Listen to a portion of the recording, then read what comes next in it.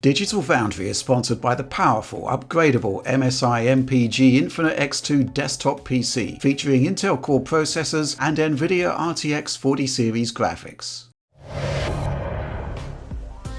Hello everyone, welcome to the 142nd edition of DF Direct Weekly, which is and shall always remain our weekly discussion show talking about the latest gaming and technology news. We thought we might be getting a bit of a break in the run up to Christmas, but no. There's plenty of news to discuss, and joining me to talk about all of it, first of all, John Linneman. Rich, I am here. The ghost of Christmas, what is it? The Phoenix Pass is not here, so yeah. I got the fire on in the background again. It's that time of the year. Okay. Do you have to have some sort of mystical summoning to bring him forth? Yes. Do you have to buy some really crap games? A landfill of games. You need. Yes, exactly. When you get those packages that start saying for Audi on them, I know the you're feeling. like, uh-oh, that just happened to me this week. Something's going wrong. Brown package.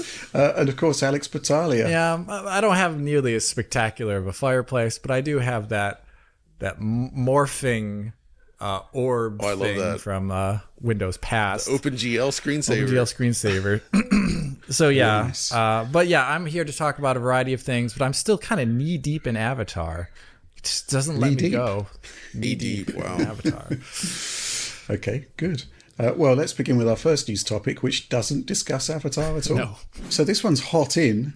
We saw the news last night, and on the face of it, it's I think kind of good news. I know that John's been dancing a merry jig. Mm-hmm. Yes. But basically, there's been developments with The Last of Us Online, which was, initially supposed to be a multiplayer variant of, The Last of Us Part 2. And I think we all sort of expected a sequel to Factions from The Last of Us, which was absolutely phenomenal. Really great multiplayer game. But it looks like Naughty Dog has taken the decision to cease development on this, citing fears that the entire studio could be sucked into some sort of games as a service nightmare. And that's not who they think they are. They think that they're a single player, narrative driven company, and that's what they want to double down on. And so the game has been cancelled. I'm going to obviously come to you on this, John, because you must be pretty happy about this, assuming that this doesn't result in layoffs and stuff like that, the sort of unpleasant side of a project cancellation.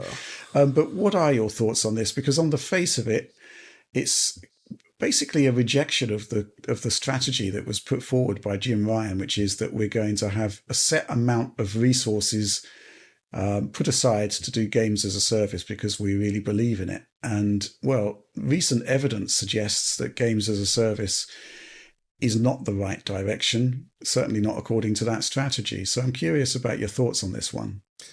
Oh, I mean, obviously, I do want to start by saying I don't like to see projects get canceled, especially once they've been publicly revealed. I do feel bad for the developers here, and clearly a lot of people poured a lot of time into making something here, and it could have been an excellent product for sure. So I do feel for them, but I am glad they came to this realization. I think perhaps the big mistake here was going too far with the multiplayer, because I think many would agree that Naughty Dog's made good multiplayer games. A lot of people liked Factions. I thought Uncharted actually had like extremely enjoyable, very simple kind of multiplayer. And I feel like the rise of games as a service has kind of made that type of multiplayer game somehow no longer like achievable like it technically should be, but they're just kind of disappearing, right? Right. Yeah. Which is a huge shame, I think, because those types of games that don't require a gigantic amount of time investment, I think are still worthwhile and fun to play, and also don't require perhaps as much support from the development side.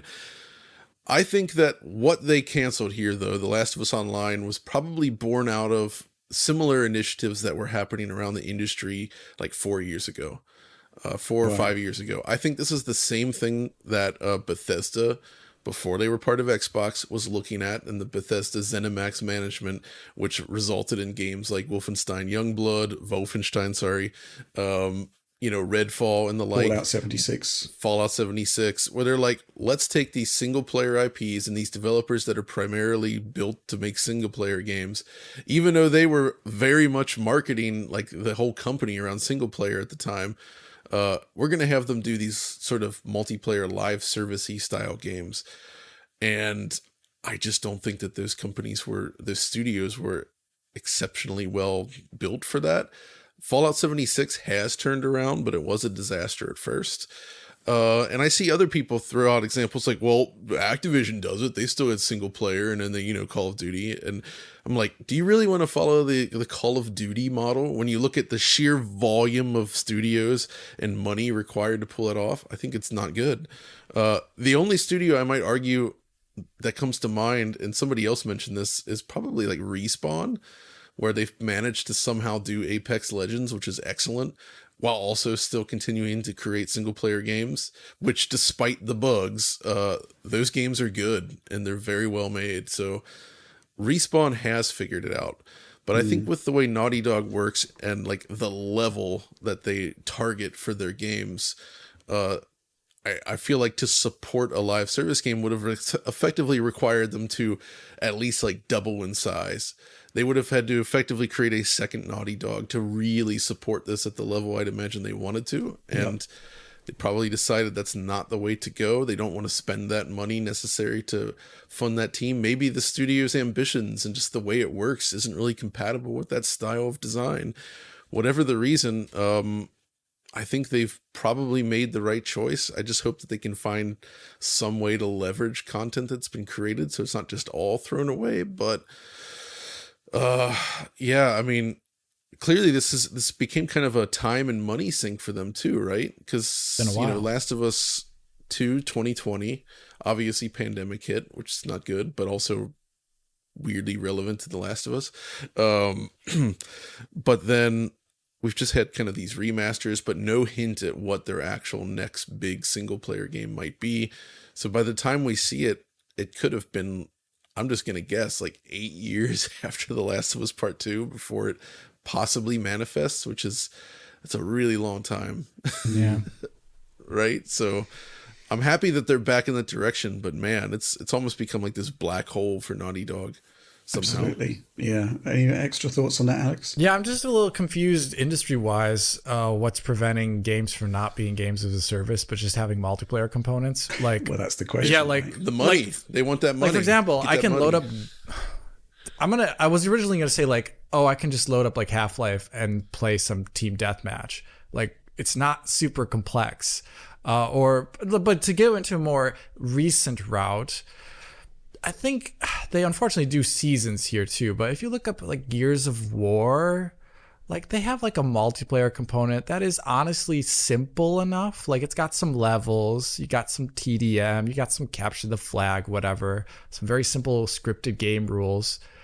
And people really like those games and they play the multiplayer component of them. And I don't think it's like some sort of like expansive multi-year 1,000-person effort to keep a live service. I don't think it is that. And I don't understand why the industry is obsessed with this. Why, if you want a multiplayer game, you can also do a standalone multiplayer game like you did in the mid 2000s. I think they just don't make money from it. I don't understand. How can you not make money from that? Everybody is obsessed with monthly active users and engagement. I mean, the two most toxic terms. How on earth did these games get made now. in the 2000s then? Why do they, like, what is the budgeting going Budgets on? were smaller. Yeah, but they were still multi-million. You had like Battlefield was huge. It still cost millions of dollars to make. Like, why not just have that? I don't know if it's too big or like what's going on, but like, did the entire player base move on? Do people not play games that just release and have a few patches? So, like, what's going on? I guess back then the money was made from traditional sales. Like Battlefield 2 comes out on the PC. They sell it at stores. Yeah. Everybody pays their money to own the product. You buy a game as opposed to downloading it and right. and paying for it via microtransactions. And there's become that shift where, and a lot of these services, I blame them for it, but they essentially have trained people to view these experiences as, oh, you should be able to play this for free, right? And then as you become engaged, you spend money on it. And so I feel All like right. companies think that they cannot release a product like this without essentially either being free or like provide this constant service. And you see people complain all the time about the quote unquote end game and like all this kind of stuff. It's like there is a subset of people that play these games that are not happy to just play through a game and enjoy that game. They must continue to play that game, which also gets into the other problem of like how many of these can even coexist, right? There's only finite amount of times available. People tend to latch on to one or two of these things and they play them for years, right? That's like what they want. All right. And it's also like you think about the younger audiences and stuff, the ones growing up on Minecraft and Roblox, that's all they play. Will they ever transition to these games? Will they just continue to play Roblox for Or eternity? Fortnite or whatever. Or Fortnite as well? And I see this in my own house actually, with Roblox. Yeah. So it's an interesting situation that we find ourselves in. But I agree though, Alex, at the principle side of things, it's a shame. And you gave all these other examples, but I think Naughty Dog's own products are a perfect example. Uncharted 4, Factions from The Last of Us Part 1. It's exactly the type of multiplayer you're talking about, where it's just like it's included with the game and it's fun, it's good, it's there. It has support, but it's not the kind of support that live service requires. Right.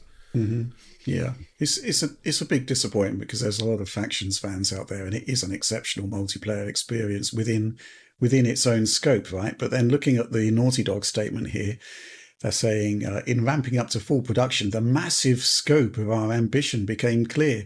To release and support The Last of Us Online, we'd have had to put all of our studio resources behind supporting post-launch content for years to come, severely impacting development on future single-player games. And I think this is kind of like the point we want to make, which is that, well, why do you need to make this post-launch content? And I guess it's this kind of arms race that's happened in the games as a service sort of arena where you've got to have seasons, you've got to have battle passes, and more content, quote unquote. Yeah, it's just we've kind of reached bizarre situation where Nicki Minaj is cropping up in Call of Duty Warzone. Yeah, there's no consistency. in the quest for more content to be added. I think it all comes back to this high risk, high reward, right? If a game as a service does very well, you stand to make a ton of money. Companies want that. The problem is when it goes horribly wrong, not only does it impact the game itself, but it impacts the future of the studio and like basically puts a black mark for like a decade. Like look at what happened with Crystal Dynamics and the Avengers. Right? Like it's basically like a decade without, not all, it's getting there. It's going to be close to a decade between like when they stopped doing Tomb Raider and then they put all their eggs in this Avengers, and it kind of came and went and failed, and it's dead. When did they release the new Rise? Right. I think it was that 2014. Yeah, I feel like that was 2014. Maybe, yeah. Wow. I was still living in France when I covered that. I think. Well, wait, maybe that was 2015. I can't remember. Also, I don't know. It's been a while. It's between 8 to 10 years since they finished that, I would say. And then the Avengers. You look at something like the Avengers versus like. Let's say you have a big single player game that comes out, like Alan Wake 2, for instance. If we look at those sales and, maybe they start off a little bit rough, or Control was like this as well. But given the type of game it is, it can continue to gain sales over time and hopefully become like a long-term success, have a long tail. These live service games, if they don't make it big right away and the word of mouth is bad, it can kill them forever.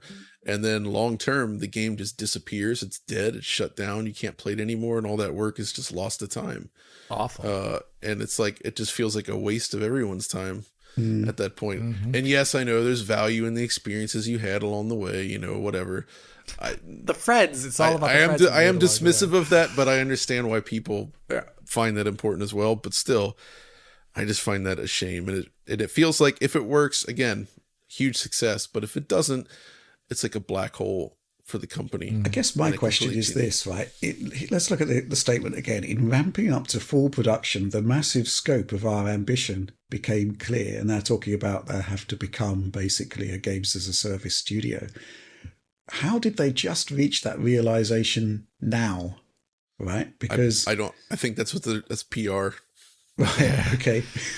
Because obviously, we've all seen the horror stories like Avengers, and we know that, the scale and the ambition of these kinds of games in order to make an impact, would have been pretty much sort of understandable from the get-go. So it must have been just like either the studio basically decided, right, this isn't what we do, or they weren't happy with the software, or they just didn't want to take the gamble. It was maybe a do or die moment, the sort of sunk cost fallacy moment. Yep. Is it worth it?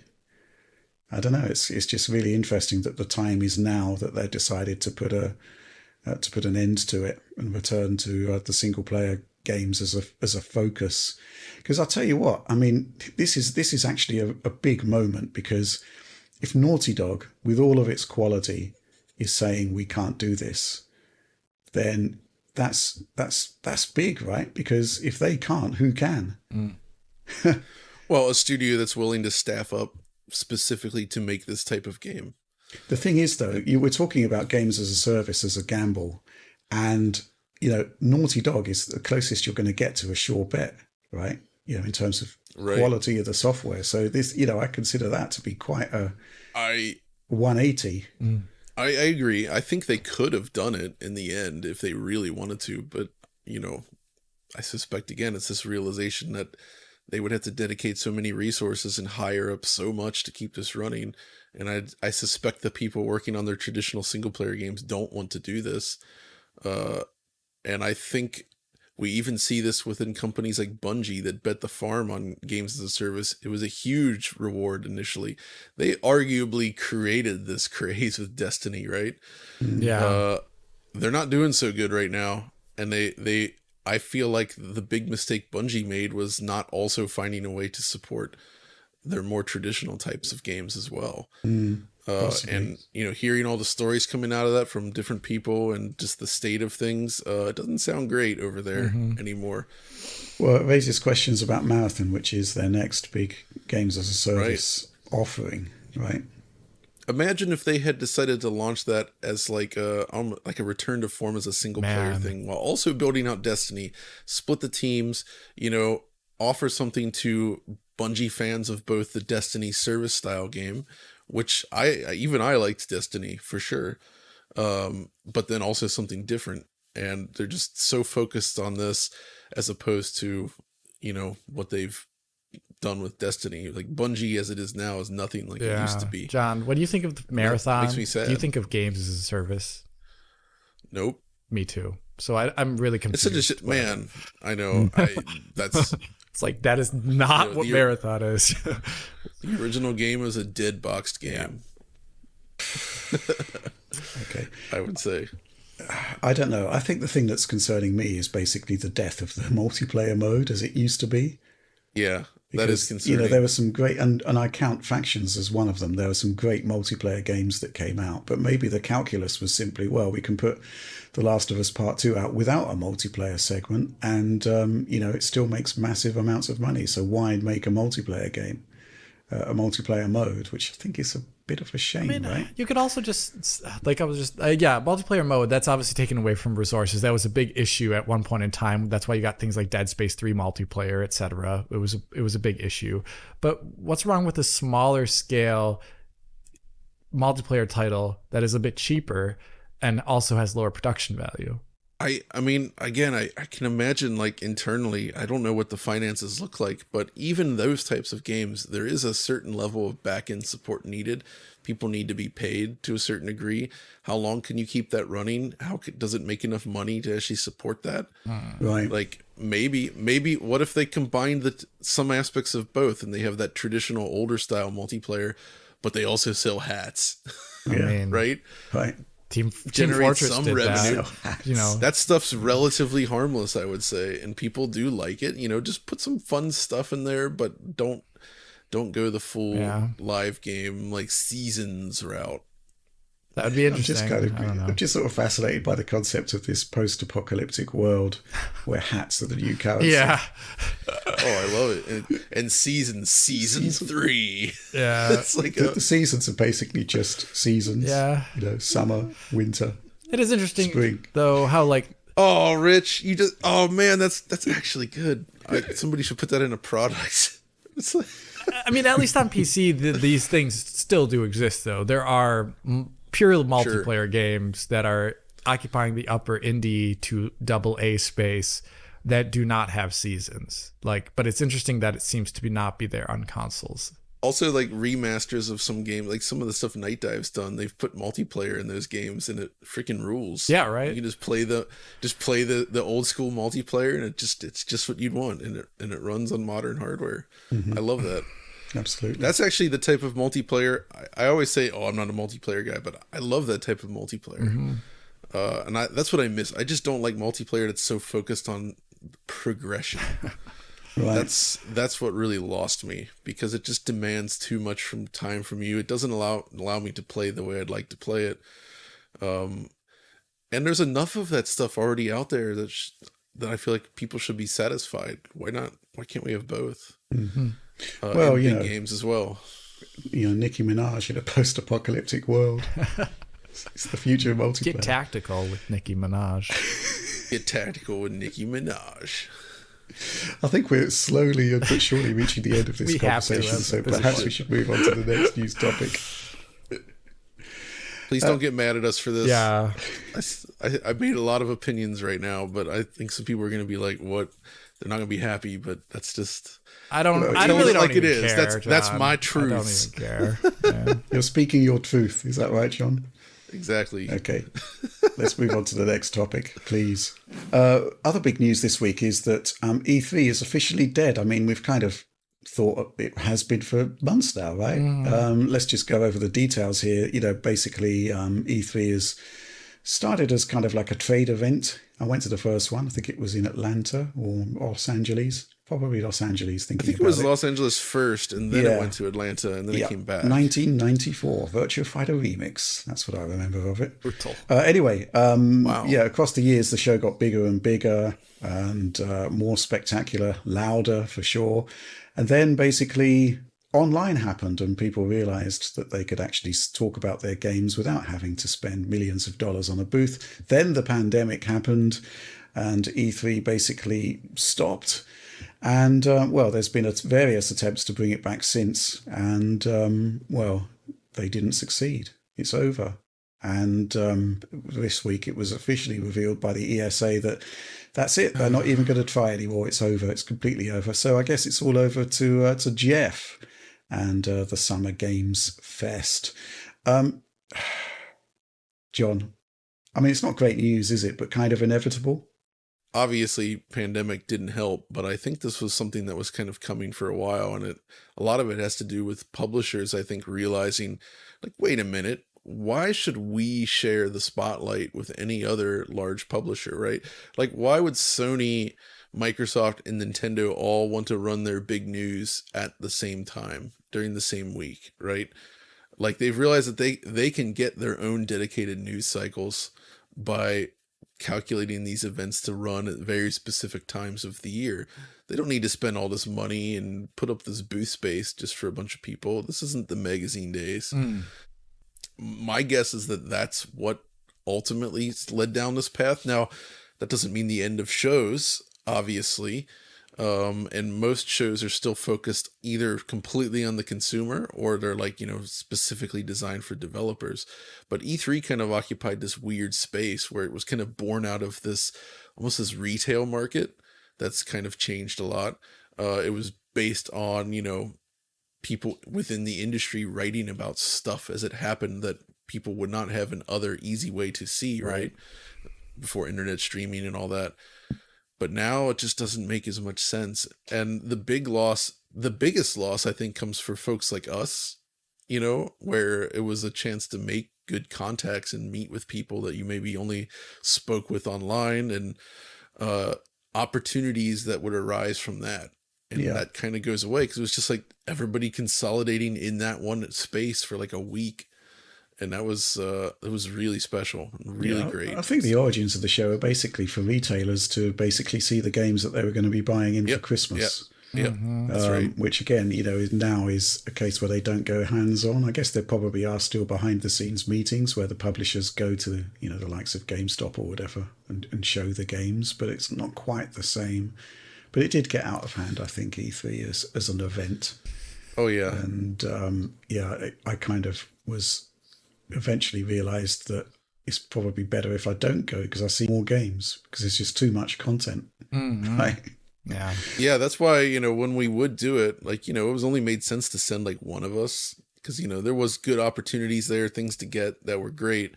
But like there was so much other coverage that otherwise could only happen if most people were not there. Conversely, though, Gamescom this year seemed to be in rude health. Mm-hmm. Actually, it was good. That went great. And that actually toes that line pretty well between having a business event and a consumer-facing event. Yeah. And I think they do a great job with it. I also think the Köln Messe is perfect for these shows because it's pretty darn big. I think it's significantly better laid out than like the LACC, which, it can support this sort of, gigantic business area, but also a gigantic consumer space. Yeah. Which I think is valuable. Also cheaper. So, yeah. Can I just get a pronunciation check on the Köln Messe there, Alex? Was it okay? Köln Messe. Köln Messe. So, yes. We are dealing with another Wolfenstein situation. There's a little of that. I've never been to E3, but I guess at least from the perspective of watching E3 conferences, there is obviously a change in style of how information is doled out these days regarding upcoming releases. But one thing that I always did enjoy that E3 did do, but didn't happen all the time. We've joked about the times where they didn't do it through our commentaries about E3s. But when they do a live demonstration of a game on stage, those were always really special, I thought. And I'm a very big fan of that just because it's like exciting. And then as a developer talking about what they did, and they're showing it off usually in real time, the person playing there with the controller, what have you, that is really cool. That is something you definitely miss in a direct style showing. And most of the time, like we've also commented on the fact that these like sizzle reel trailers are not very insightful. And that definitely is what is in vogue these days. So I do kind of miss some of the stylings from E3, but I don't miss at all like the mid 2000s suits. Yeah, I miss those. I miss the suits. I mean, the suits that was something special. That was something special. Well, I think from a journalistic perspective, I've mentioned this before, but we are in the era of minimal accountability, and actually having an event where you can speak to execs and get them on the record about stuff and ask them questions that they don't want to answer. Is actually hugely valuable. And, we've reached the point now where I can send off questions to platform holders, to whatever, asking for clarification on stuff, asking for more information, and you just get ghosted. You just don't get a reply, right? And, if this happens to me, it's happening to a lot of people. And, it's to the point now where I think marketing departments have realized that if there's an issue out there, the nature of the internet is that if you say nothing for 48 hours, then people have moved on to the next outrage. Oh my gosh, yeah. They don't, do you see the pattern forming there? So there's been a number of stuff. And it actually turns out that, in my experience, about 80-90% of the time you pose these questions and a simple clarifying statement would have just killed the story anyway. The classic case in point being the old, remember when they did the first revision of the PlayStation 5 with the smaller heatsink? All it really required was a statement from Sony saying, we've got telemetry, we've tested this out, here's our testing regimen, it's going to be fine, don't worry. And that would have been the end of the story, really. And instead it took a massive deep dive from Gamers Nexus to actually come up with the conclusion, actually, there's nothing wrong with the new PlayStation 5, it's absolutely fine. Even if the SoC does run a little bit hotter, it's not a problem. So there's all sort of weird things happening with transparency and accountability, and the concept of actually being at an event and seeing somebody and asking them a question, it's hugely valuable. And that's kind of the thing that I'm going to kind of miss the most, I think, from this. Right. But I guess we still have E3, we still have GDC. Wait, you just said E3. We don't have E3. We don't have E3. We don't have E3. You haven't let we have go. Gamescom. We have I have to let it go. I have to let it lie. We have Gamescom. We have GDC. Everything's going to be fine. But I just wonder what's going to happen in this sort of summer vacuum because, Jeff Keighley. Well, possibly, yeah. But if the sort of mentality of publishers is that they don't really want to engage with this, it's a lot of effort for very little reward. We'll do it in our own time. Then what does Jeff offer? Much the same thing, possibly.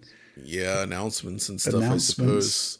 Yeah, maybe exposure for smaller games. I guess it's possible. Smaller game exposure. Mm-hmm. I do think, Alex, so you mentioned the live demos, and yeah, those were awesome to watch. Yep. But I suspect publishers hate those. I bet too. And developers probably too. But they can now control the message in a way that you couldn't with a live demo because things can go wrong in those live demos, and sometimes that especially in this day and age, the rise of the meme. Right. Yes. It could go horribly wrong. I'm sure.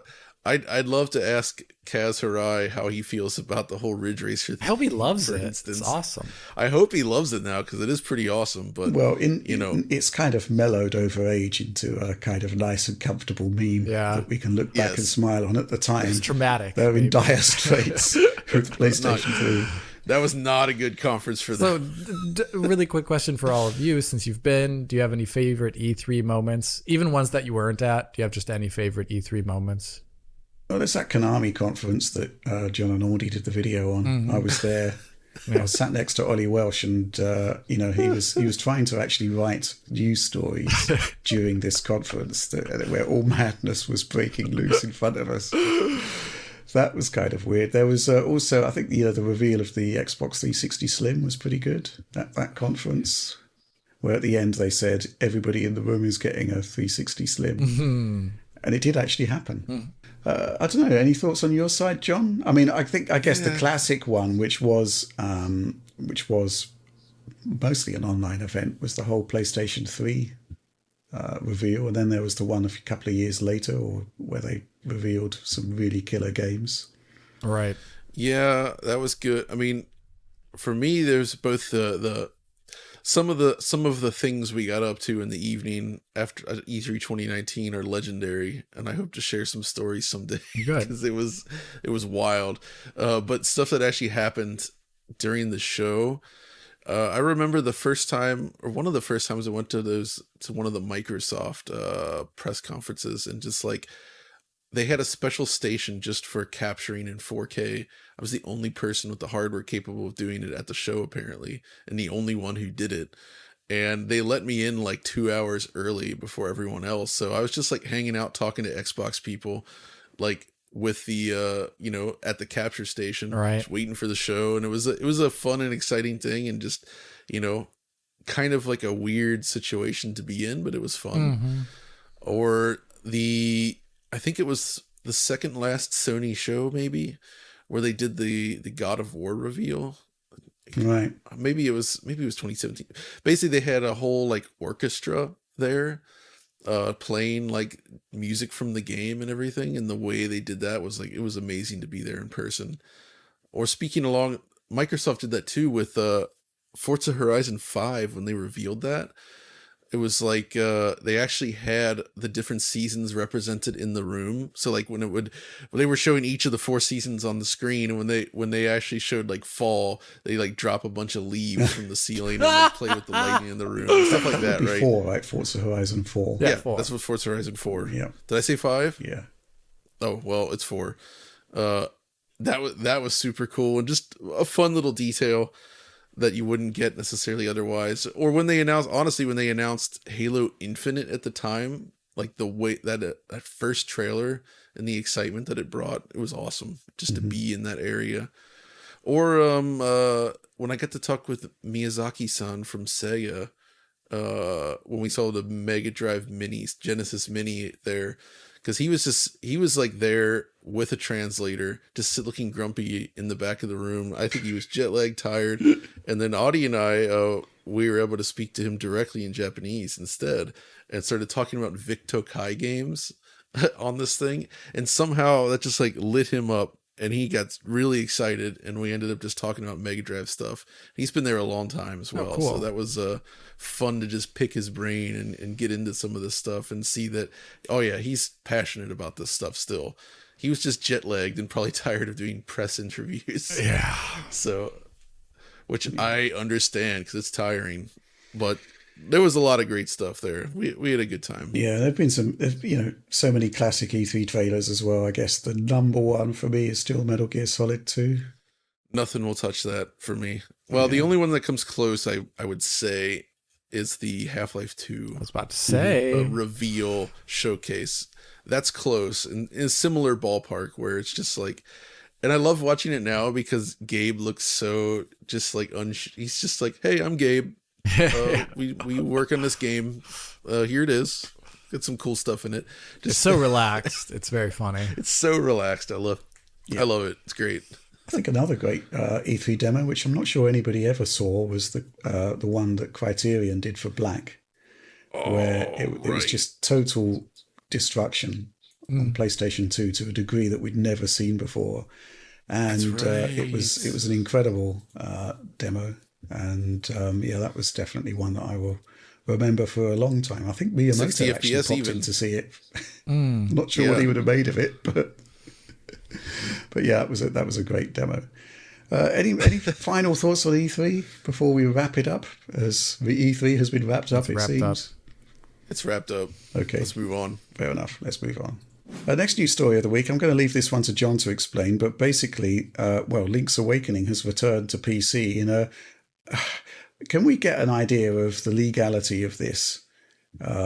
Because sure, is it legal? Is it cool? Is it? Let me go ahead, and if you go to the website where this was available, let me just read this one sentence to you, and you'll understand. It says, "Download.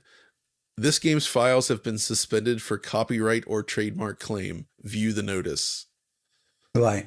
There you go. So it's not. I have it though. The reason why it's not legal is because even if it was clean roomed, decompiled, the download was shipping the art assets from the game. That's always the questionable, non-legal part that causes people to go after you. I was astounded by that. So that's actually the weirdest thing about this is that when you download it, it requires nothing from you. You just play it. Right. Okay. And it's like when you look at those PCD compilations like Perfect Dark and such, it requires you to have the original game data separately. Yeah. And you have to actually sort of compile it yourself and extract that data into it.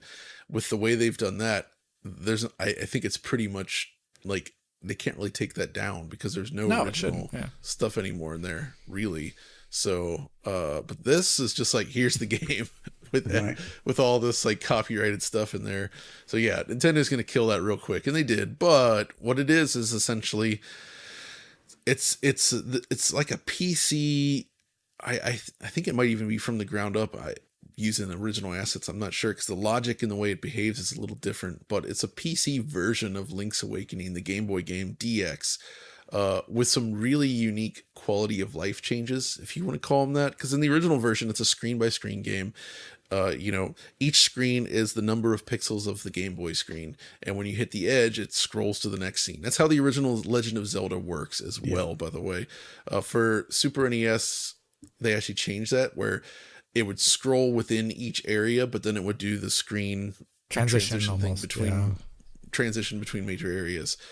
So I think with the Game Boy screen resolution, the way the game worked, it made sense to do screen by screen at the time, and all the dungeon layouts are built this way as well. So, but this one allows true free scrolling in all directions, and what makes it extra crazy and reminds me of Castlevania HD or whatever it was called, the downloadable one, multiplayer one, is that you can zoom all the way out so that it's 1-to-1 pixel with the artwork, right?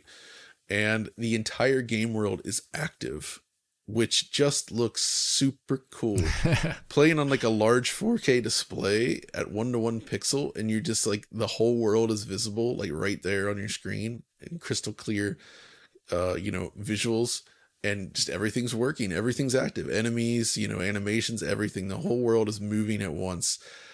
The game's not really intended to be played this way. It's very strange this way, but it is a neat thing to fiddle with for that reason. Right. Well, this kind of suggests it's not original game logic, right? Right. The original wouldn't have been doing that on a Game Boy. No, it can't. It's correct. It's not. Yeah. That's why I think it's probably just an original creation using original asset or using Nintendo assets, basically. Right. Because it just does not function like the real game does. It's too different.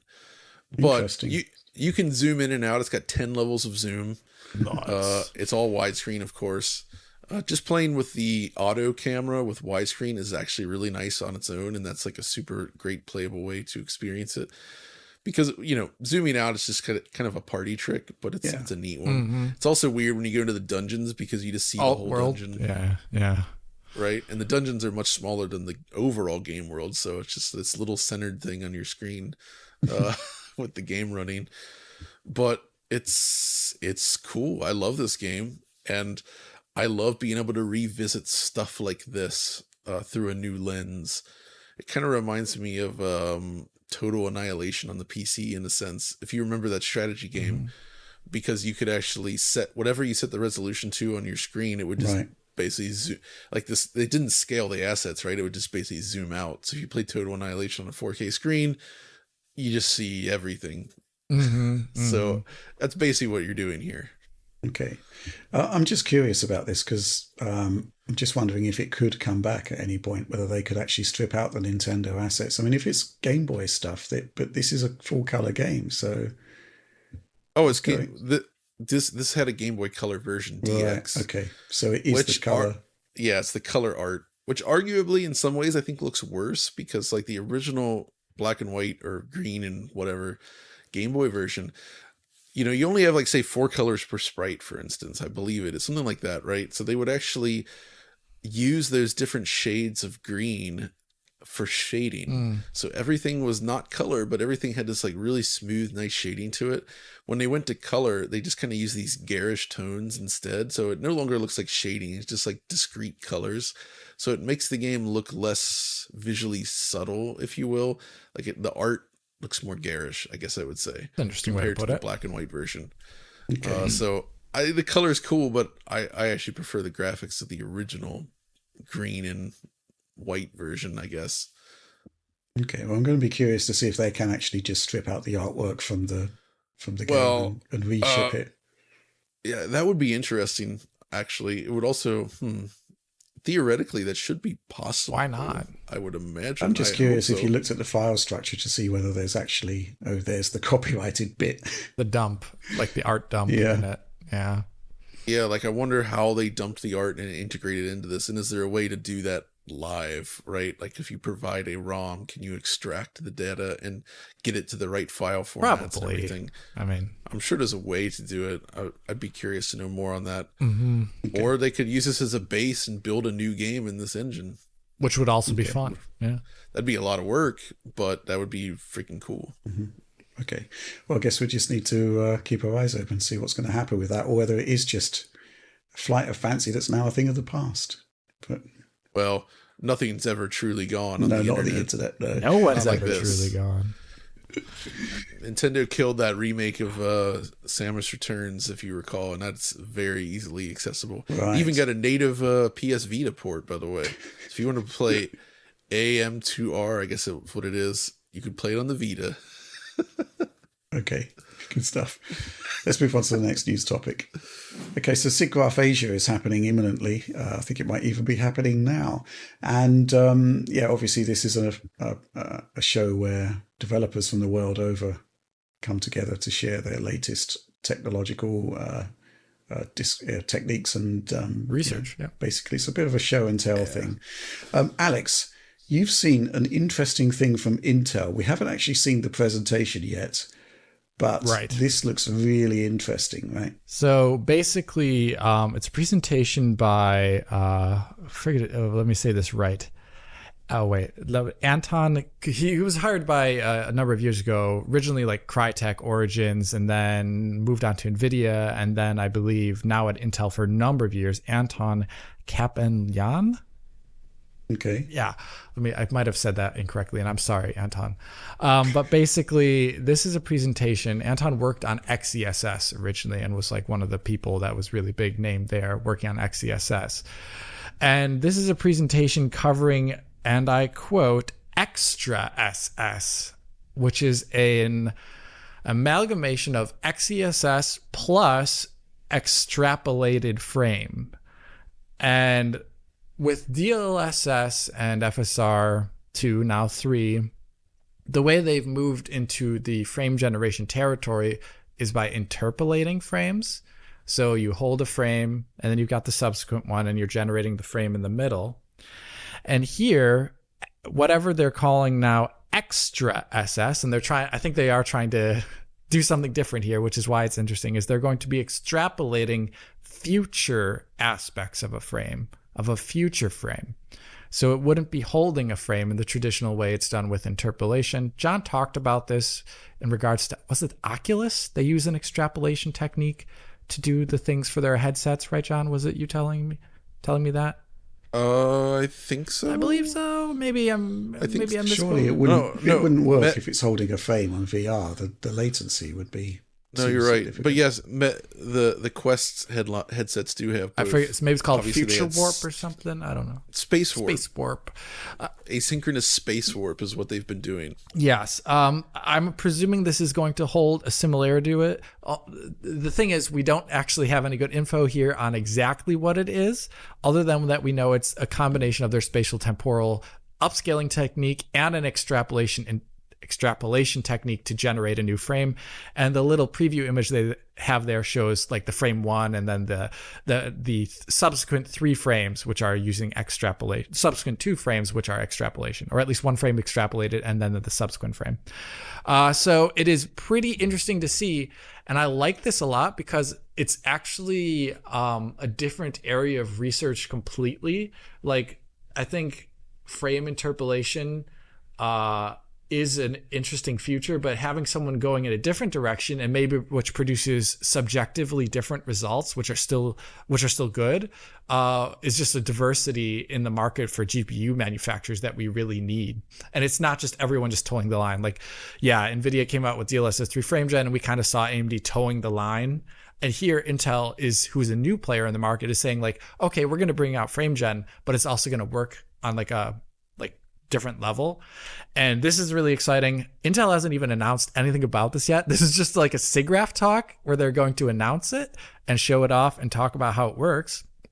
And it's also based upon their work in neural networks. So it's going to be like how DLSS 3 frame gen uses neural networks to get the quality of that result higher. It's going to be the same here. So exciting times ahead. I'm very curious when and how they'll announce it to the gaming focused public, because right now at SIGGRAPH, this is definitely not the gaming focused public. So very interesting, to say the least. Mm-hmm. Mm-hmm. Yeah, really interesting. I'm just going through the description that they've posted on the SIGGRAPH website. Mm-hmm. It's kind of enigmatic. It's hard to parse that description. Yes. But they say extrapolating a frame, I believe. Yeah, frame extrapolation is a direct quote from there. Evaluation.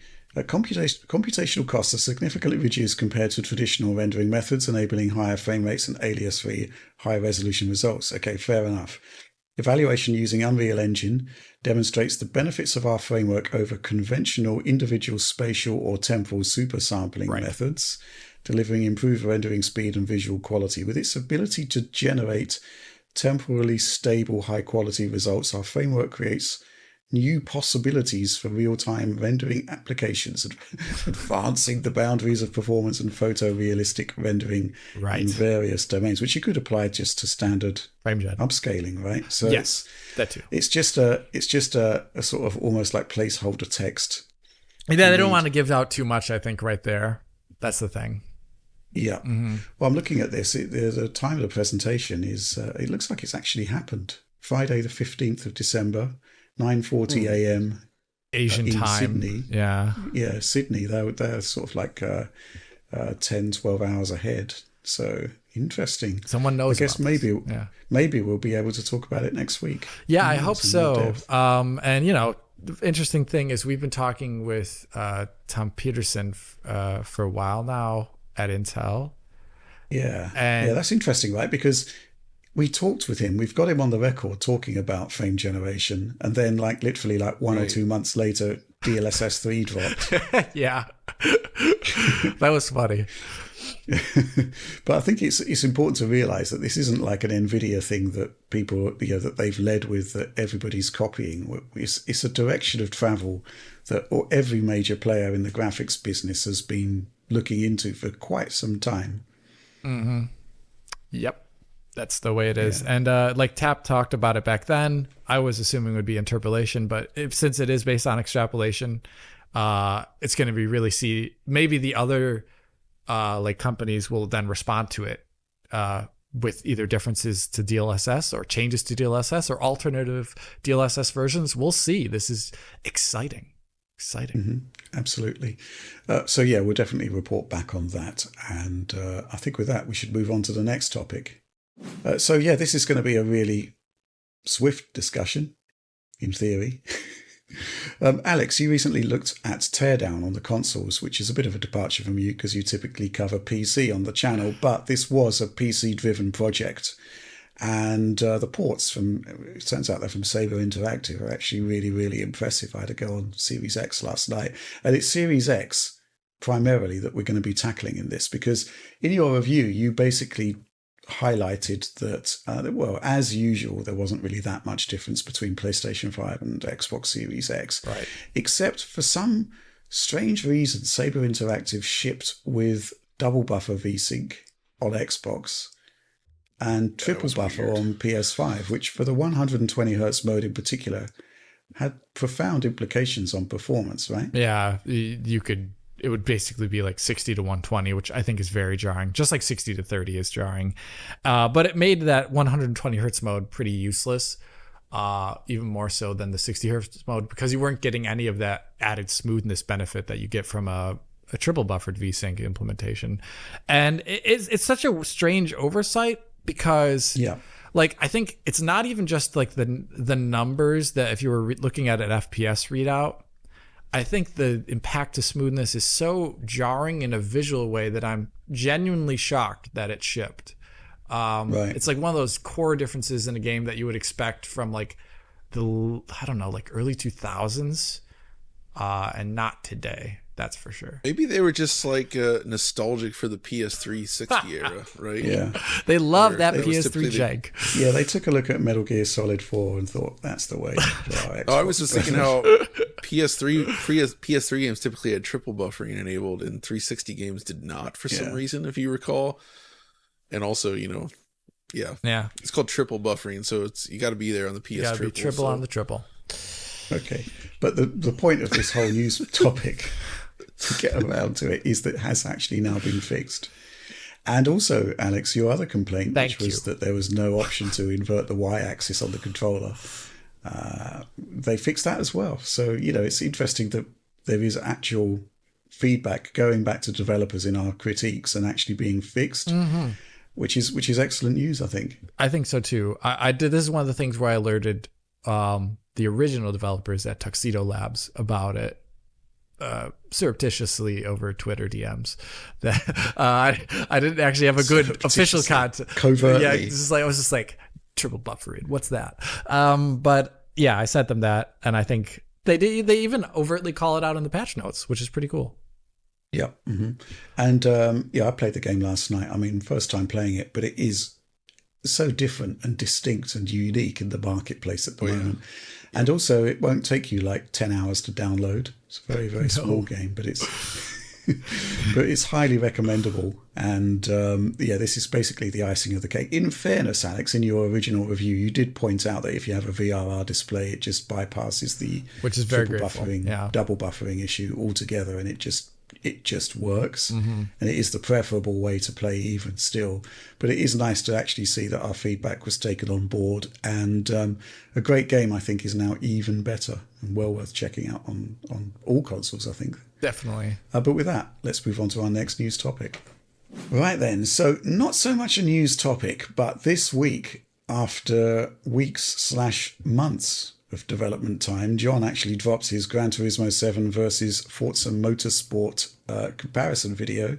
It's very rare that we actually do what you might call a quote-unquote versus video. Oh, yeah, jeez. Very rare. We've kind of sort of changed emphasis of coverage in recent times, just to sort of talk more about the games and the technologies and whatnot. But this is a really interesting example of two top-tier developers tackling essentially the same subject matter, but in very, very different ways. And just to see the variance in how these things are being deployed by these two developers, is actually just a fascinating story in itself. But John, you wanted to have what we discussed here. It's called a quote-unquote cool-down chat. Yeah. So what you're basically saying is everybody's calmed down a bit now. Yeah, I mean, I wanted to get your guys' thoughts on this thing as well. I mean, we talked about this obviously on Slack during development and came to the conclusions on things, but it was a 14-day project for me, just nonstop going at it. But you've been thinking about it for months and considering how you're going to tackle it. That is true. Yeah, it's been like in your brain for so long. It's a dicey subject, and basically I said I would do this, and I had to do it, and it was essentially a sequel to the GT Sport versus Forza 7 video, which people seem to enjoy, and I enjoyed making. And even though I started this begrudgingly, I ended up having a lot of fun doing these comparisons, and I came up with a pretty cool workflow where I just had, I was able to capture. I have two Atomos devices, a Shogun and a Ninja 5, and they each have video out as well. So I'm able to take the video out and run it into two capture devices on my PC, so I can view two images side by side on my desktop and basically do live direct comparisons while capturing. And it was interesting and fun to do that, trying to match, trying to drive on one side while looking at video playback of the other drive I just did. Great. And trying to match the cameras, and it was a long but interesting process. But what did you guys think in the end? I mean, you guys saw it. What's your takeaway from this whole battle, Alex? Okay. Well, I just want to say masterful stroke of a video here. Watching it was a pure joy, getting into every single aspect of it, from the cars to the trackside details to the real life. I think that was the extra spice this time. Like last time you did kind of this, but the real life stuff was the extra spice on top that propels the video into infamy. It will be watched for years to come. It'll be great. Infamy, maybe legend. Infamy. I mean, it depends. If you're an Xbox fanboy, it's infamy. I don't Hitler's know. infamous. But at this point, I would say for me, it was just intuitively obvious the conclusion that John got to at the end there, and. I would see, for example, if I was making that video, I would have like a completely probably different verbiage whilst talking about it. Not to say John's was light there, but I think I would have been I'm very blunt in my videos sometimes. I'm just very blunt in my videos sometimes, and I think I'd be a little bit too blunt for this one, to say the least. For me, when I look at the differences between Forza and GT, I see very different approaches to the same topic in terms of how to achieve rendering. And I think you see this in the presentations that the staff at Polyphony Digital have given regarding the aspects of, for example, rendering. The way they even do cube maps is extremely scientific. The way they do the sky rendering is extremely scientific. Them looking at individual car models themselves is a large, extremely invested pipeline to bring the highest quality possible to each car. They had that entire reboot with GT Sport to bring up the quality beyond that PS3 level. There's a lot in there that I think then it is then evidenced in the game. When you're playing the game by its lonesome, probably GT7 here, you appreciate all that. But when then you put it comparison to something else, then it's almost like elevated and you realize the dedication that went into it. And I think that just bore out in every single visual comparison John did. And I think that's why it is such a, I don't know, it was just like obvious to me when you're watching it. And one thing that I think that often got in the way in Forza's presentation when I was watching John show all this coverage over the entire video is I think that the post-processing of the colors in the game is doing the game a great disservice, unfortunately. GT was never known for being like a bright and saturated game, I don't think, but it looks bright and saturated next to Forza, which is crazy to me. So there's a lot to be said, I think, about the individual aspects, but I think the master craftsmanship of GT is what the video shows off very, very well. And I think John did that wonderfully and with like a light touch. I would have been much more blunt. Interesting. Yeah.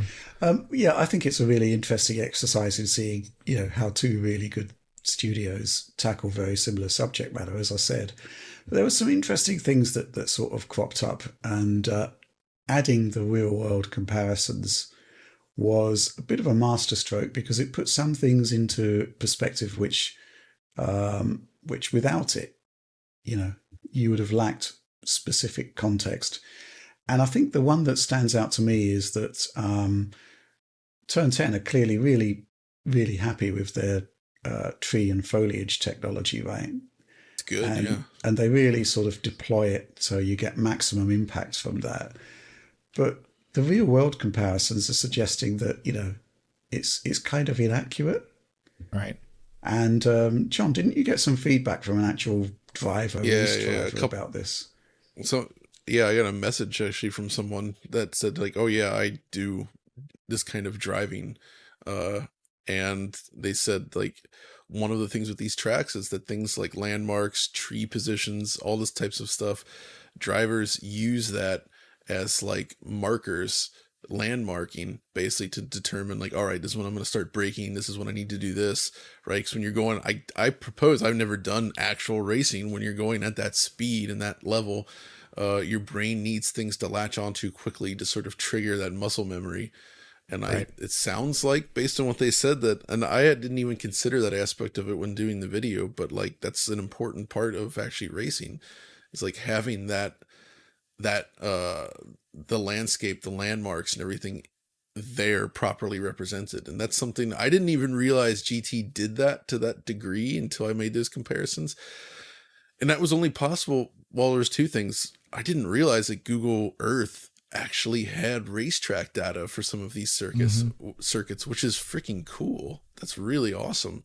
But then also others have done surprisingly good, like I guess GoPro footage or camera footage of these courses. Like the one I used for Watkins Glen was it was an official Mazda thing, right? Cool. So like Mazda put this video out on their website and showed one of their drivers basically doing a hot lap around the course. And a lot of times when you have footage during an actual race, the cameras and stuff are positioned, I guess, to not interrupt too much with it. It tends to be really shaky, kind of hard to see. But this just being a hot lap with a dedicated driver just to go around the course, the footage was actually pretty stable and easy to make out. So it really served as a great comparison point there. And something else something weird about Forza I noticed is like the tracks are almost more tunnel-like to a degree, which is a weird thing. And some others brought this up as well, in that the foliage is often used as a blocker. It like blocks view of other parts of the track. Like Watkins was a really interesting example. When you come down the hill and turn left at that one point, there's all these trees where you can see on the real track and in GT that it's like tall trees, but the bottom, it's just like the trunk, right? And you can actually see on a grass field through to the other side of the track. But that's all like blocked on the Forza side. And then when you go around the other side, you can see back through the trees to the other part of the track in real life and in GT, but not on the Forza side. So I also wondered, are they using this trees for like, performance occlusion purposes? Right. Yeah. Like, are they actually like trying to block that view of the track there? Maybe, maybe not. I'm not sure. Or using trees as a way to boost performance. Occlusion's fair enough, but trees, aren't they typically quite intense on the GPU? That's the thing. Like, it happened over and over and over again, Yeah. where there's always trees blocking these long distance views. Maybe it's not a performance thing. Maybe they're just blocking it for a visual reason based on how the track was arted. Maybe they didn't do the distant lotting in a way to make that look good. Right. There could be many reasons. Right. But the thing is, though, is, you know, when you do the comparison, I think you guys agreed. I do think GT comes out on top. But when you're just like playing the game, Forza can look freaking great in motion, especially in the rain and stuff. Like it may not be entirely realistic, but it has this very video game intense look to it that's I still think is cool. But Forza Horizon 5, man, that absolutely, I'm going to say it stomps a hole in this in terms of just overall. Like Horizon 5 is stunning looking, and it doesn't have this weird color grading stuff. I know it's obviously not trying to do these real circuits, but it just catches the eye. It looks awesome in motion driving around. It has so much granular detail everywhere. Trackside detail is incredible in Horizon games, actually. It's nuts, actually. That's where they took advantage of the new hardware too, right? Like when we looked at last gen versions, they paired all that way back. And that got me thinking then, what do you guys think? Would this Forza Motorsport, do you think it's possible to have made a version on Xbox One? I just don't know what the CPU is doing. Well, Visually, yeah, it's a tricky one. Obviously, the RT wouldn't be in there. No, but for sure. You know, it doesn't feel like the leap that we were expecting, I think, is the bottom line with that. And of course, when you look at Gran Turismo 7, you could actually see scalability from last generation to the current generation. They did Kinda actually like manage Forza to Horizon. just like Forza Horizon. Yeah. So I'm curious about that. And I don't know. I think the thing that stands out to me, you know, is that, Alex, you talked about Gran Turismo Sport being this massive reset point for the, you know, Gran Turismo. And they took a big hit on that in terms of content, right? Oh, yeah. And yet, do you think that, you know, this was supposed to be a similar moment for Forza Motorsport? Do you think that that's the same sort of reset that GT Sport represented? I'm not entirely sure. I think it was intended to be was intended to be that, and maybe that bears out a bit in the campaign for the game and the way that's structured and looks. But I don't think it like pans out the same way, namely due to like GT Sport was like new car models, new approaches to the way almost all of the rendering is done. And with Forza, there's direct continuities you can unfortunately see just in the car models themselves. So I don't know if it is that. And if it was, that was the intent, then I don't think it made it from my view as a consumer.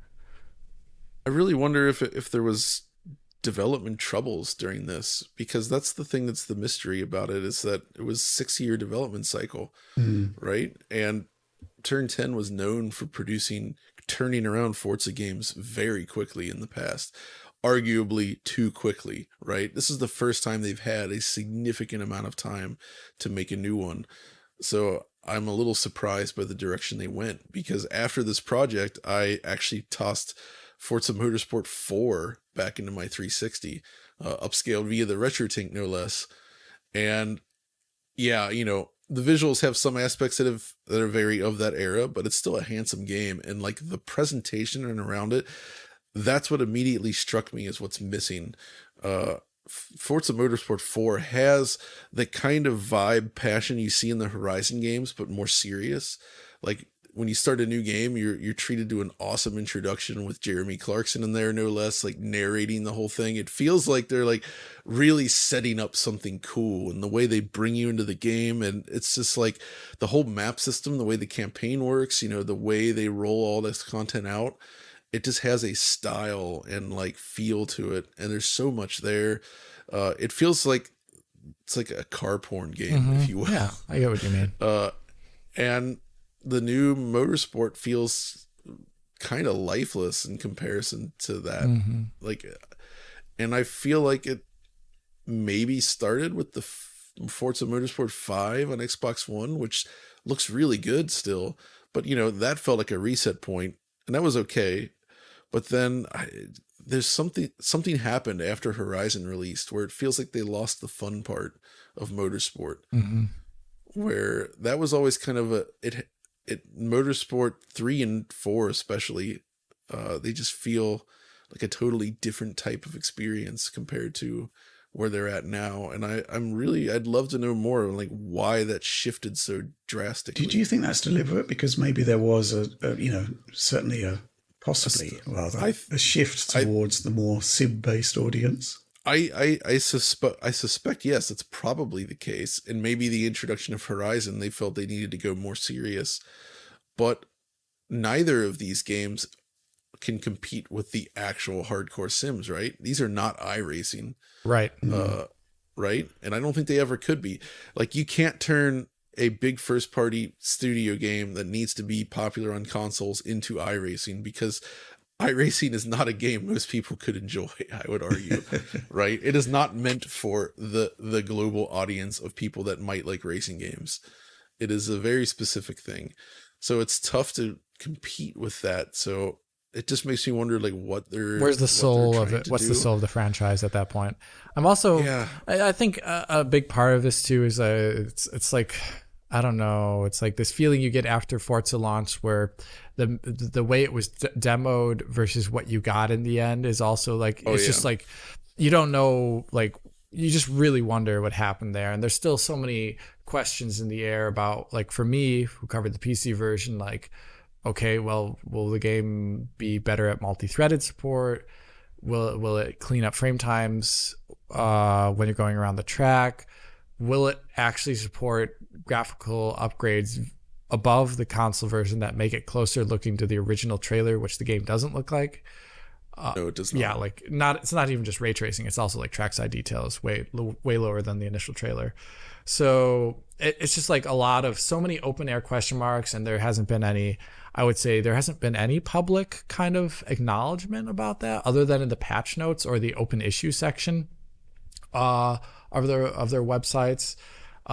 So it's all little.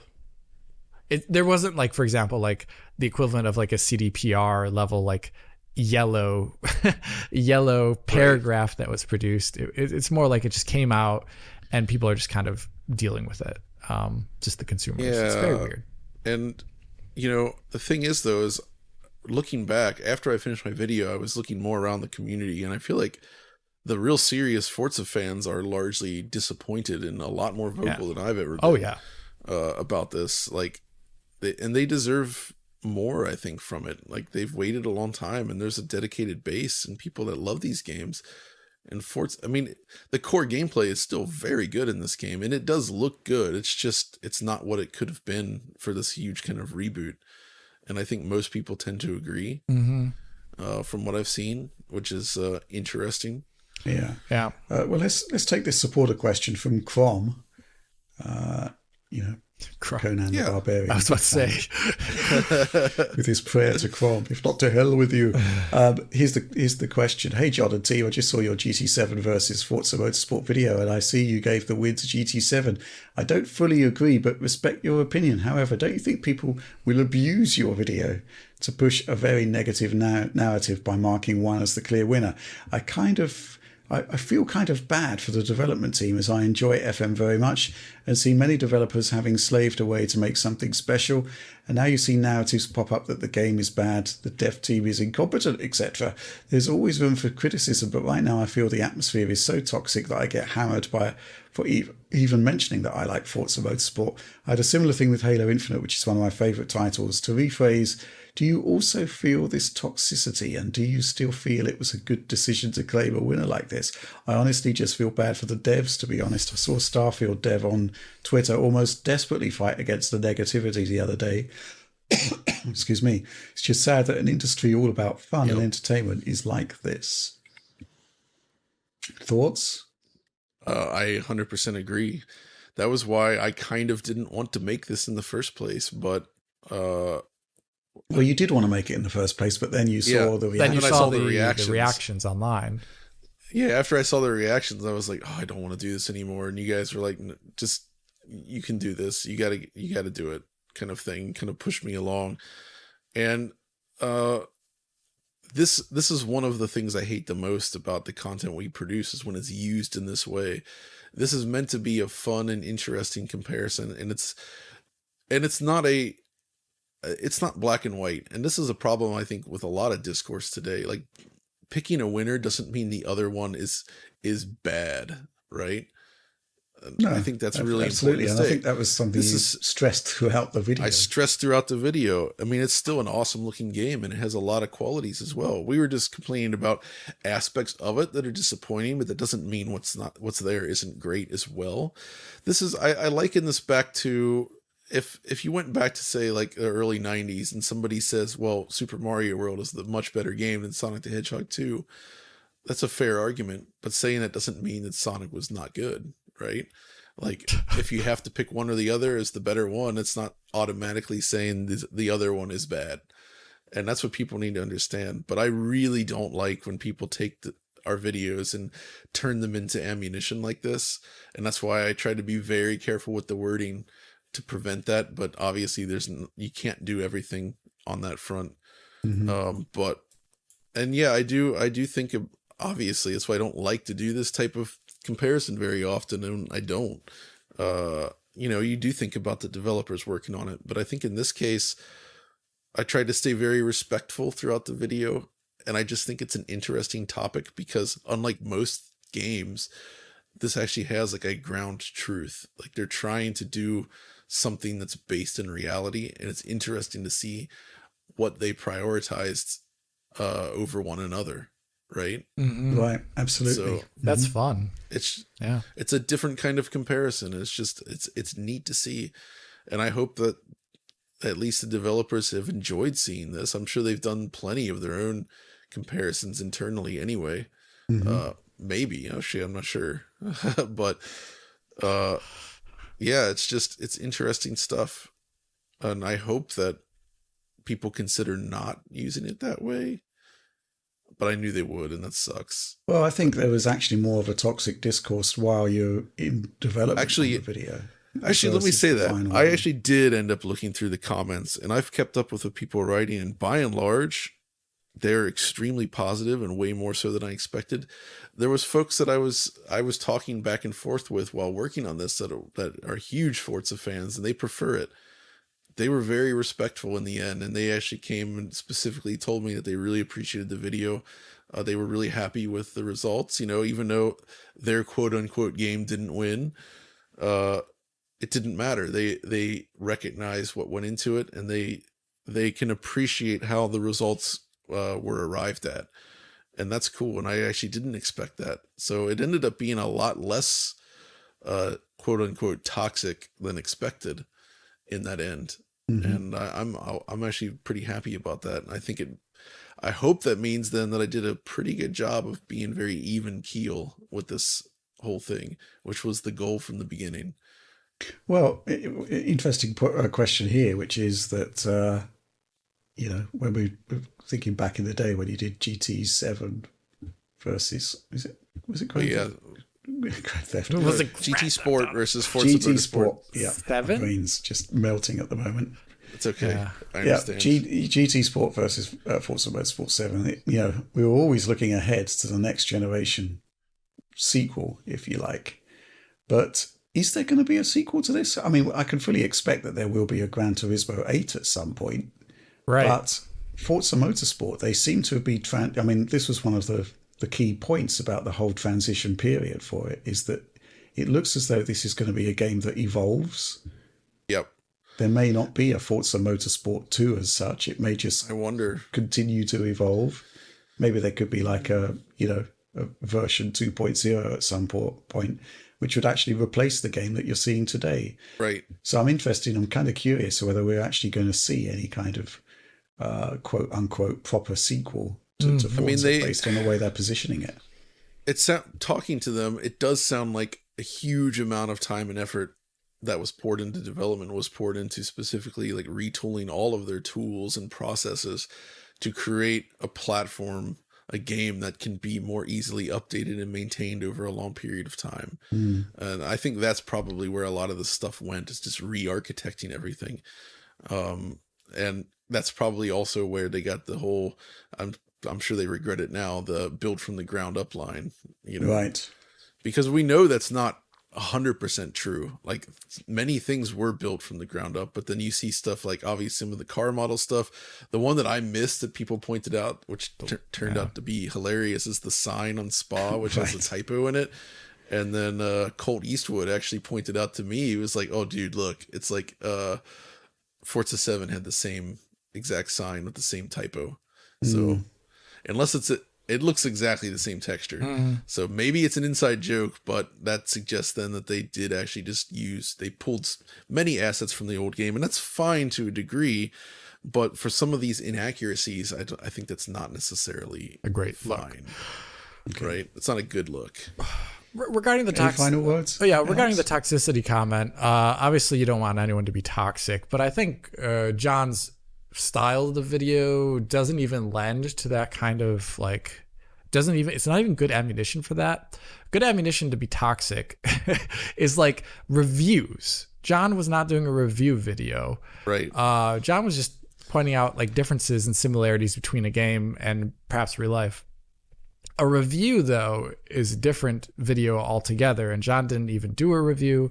And I think reviews, there's no good ammunition to be toxic, but actually substance of like what a game's value is in terms of the eyes of DF is in a review video, which is not at all what John made. So John didn't do a review of 2 games. He did a really interesting and fun comparison video. That's it. Yeah, the real life bits were kind of like the ultimate arbiter. Right. Because, you know, you're not really comparing the games to one another at that point. You're comparing them to the source, you know, the source material, the whole experience of what it's trying to do. You know, I thought that was a master stroke there. I would also say on that end, like even, you know, Forza taking liberties with some of that stuff isn't inherently bad either, right? If they want to use that to make tracks look more visually ultimately exciting in some ways. It's a game. But it's that comparison basically shows, it's like if people are like, well, why does Forza have more detail than GT here? And well, this hopefully shows why that's the case. Whether that's what you want from the game visually or not, that's a completely different matter. But it's just like, you know, what they were going after. This gives you an idea of why certain decisions were made, I would say.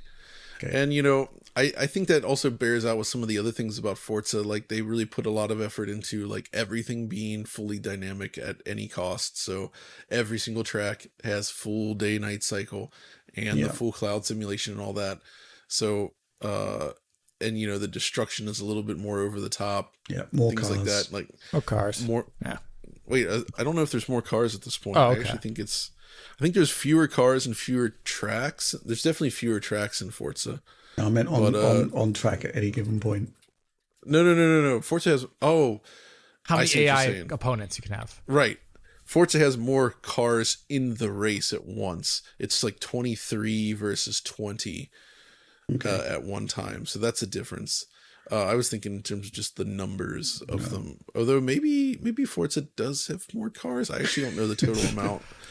It's hard to say on this stuff, but yeah.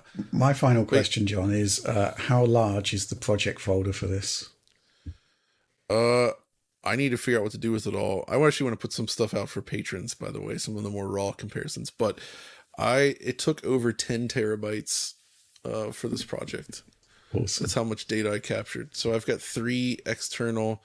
So I ended up using a 4 terabyte, a 2 terabyte, and a 1 terabyte drive on the Shogun and Atmos. But then I ended up filling up 3 more internal SSDs on my PC's internal drives, the NVMe's, with project files. So right now my Explorer window showing drive of space available is real bad. It's very red. It's all red right now because I there's just so much data accumulated to make this comparison, and that's really why it took two solid weeks of just going at it. Because not only you have to capture all the data, you have to assemble all the data. You actually have to, you know, assembly means putting it together and actually making the comparisons work, finding the visual style for it, and how you want to present it. Ordering it up, you know, writing about each thing, and it takes a long time to sort of shuffle all that stuff together. Which, yeah. So there we go. Well, you know, obviously the video's still on channel. If you haven't seen it, check it out because it's a bit of an epic, bit of a journey. And yeah, a lot of resources went into that. And I think it pays off. I really enjoyed it. I heard from someone at Microsoft that really liked the video. So, Great. Just saying, everybody's happy.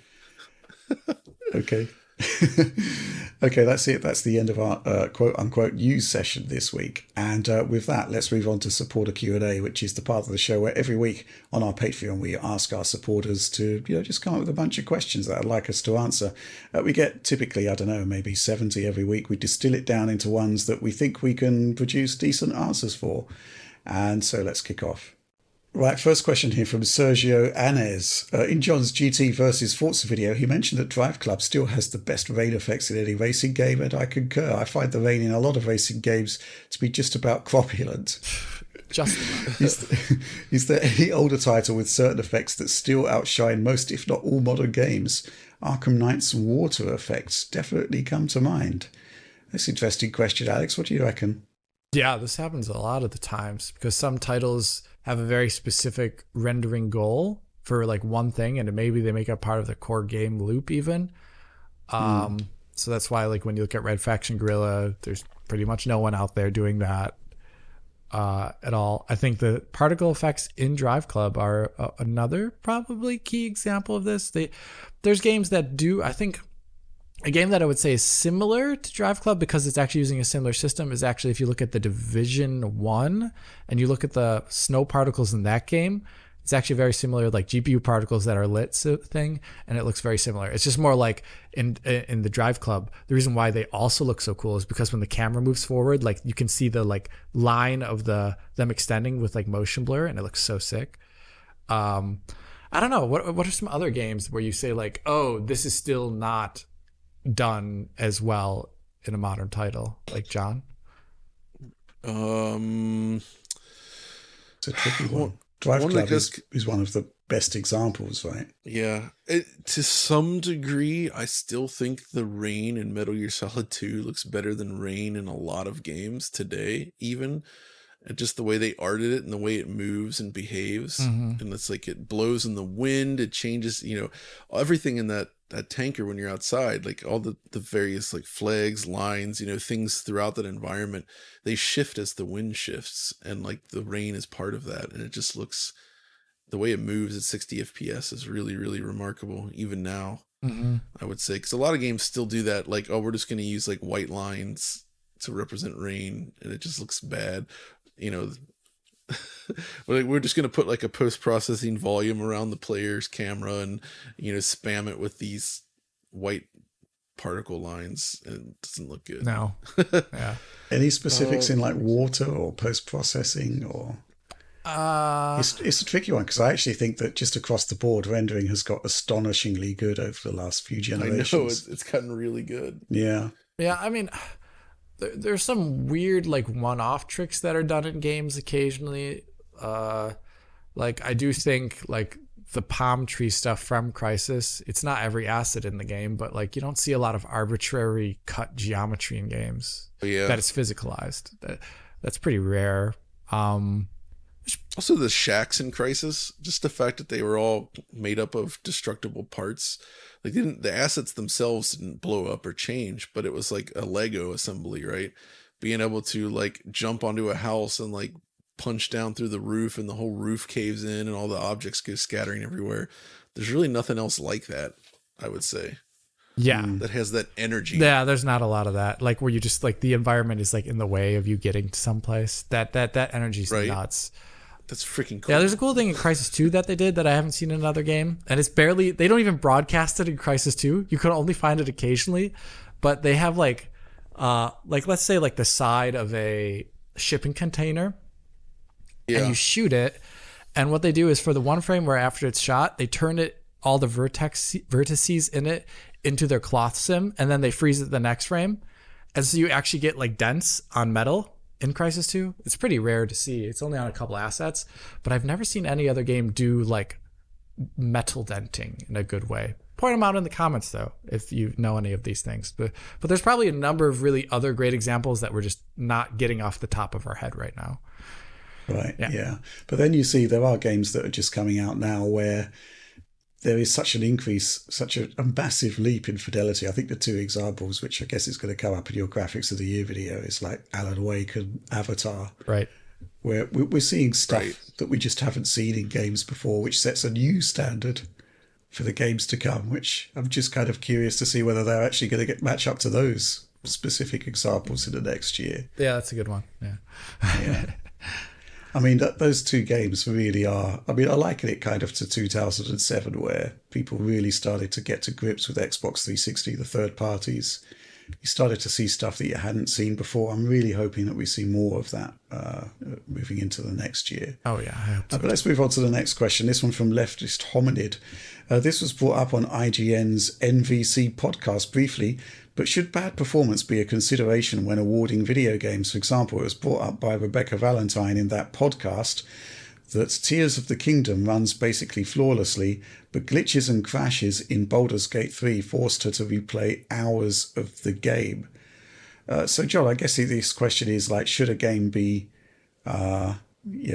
penalised, lose score if there are bugs and performance issues? I guess from our perspective, it's a simple question, right? The answer is yes, it should be. Yeah, but bugs, I think, are a very different thing from graphics and performance, though, because bugs are something that not everybody encounters necessarily, and sometimes the one you encounter may still not like, I still think back to that original IGN review of Prey, which like absolutely slammed the game into the ground because the reviewer had one frustrating bug.